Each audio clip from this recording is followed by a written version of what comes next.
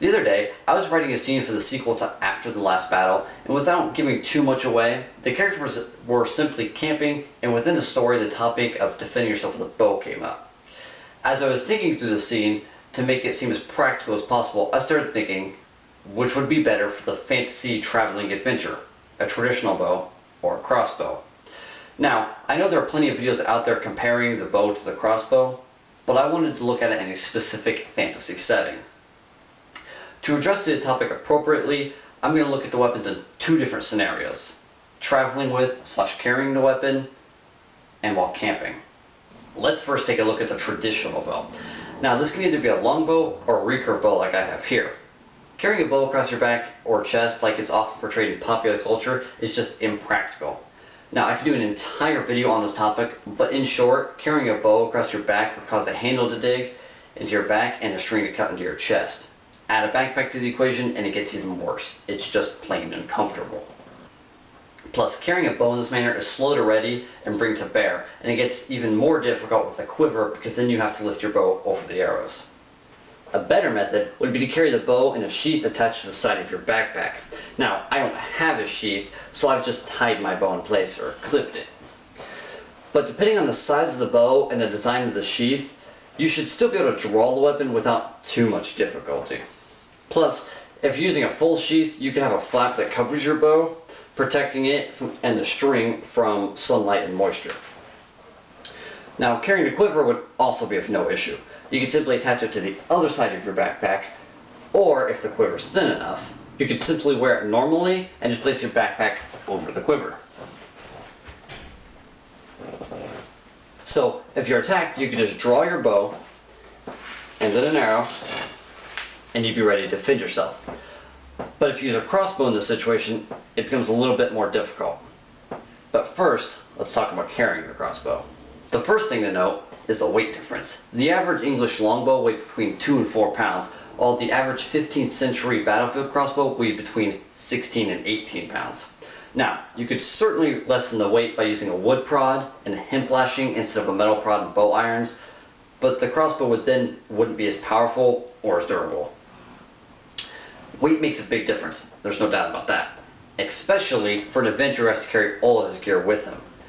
While a 14-pound difference is quite a big disadvantage already, the shape of the crossbow doesn't help at all either. Because of the shape, the only decent ways of carrying a crossbow are in your hands, which isn't very convenient, or in a case, which makes it nearly impossible to get to in a hurry. Even if you do get to the crossbow, you'd be dead or robbed before you had a chance to span it.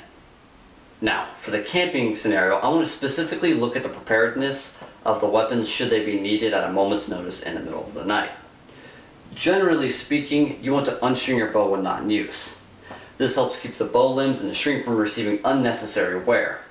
The problem is that, while not a lengthy process, it still takes between 10 and 12 seconds to string the bow, depending on the individual's skill, the state of the bow was stored in, such as was the string left on the bow just loose or was it removed from the bow entirely, and the draw weight of the bow.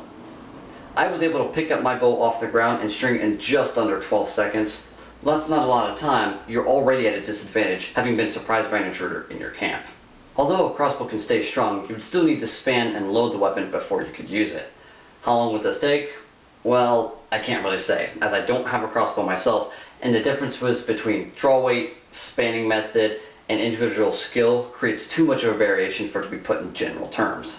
Even if we were to say there's no time difference between stringing a bow and spanning a crossbow, I'd still say that the traditional bow would be better for this situation. That's because you can always choose to leave the bow strung overnight if you're in a particularly dangerous area. And by leaving it strung, you're not really going to damage the bow, assuming it's not left strung 100% of the time. Now, as a disclaimer for this next part, I'm basing part of my opinion based on some speculation and what little research I was able to dig up on the internet.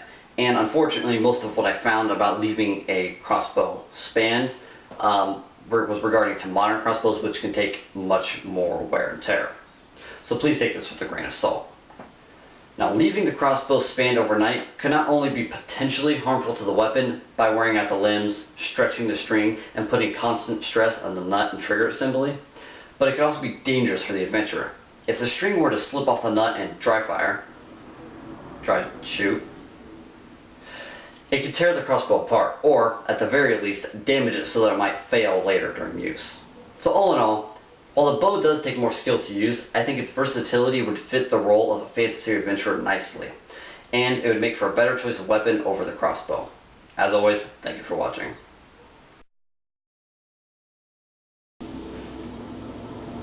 Unless your arrow's broken.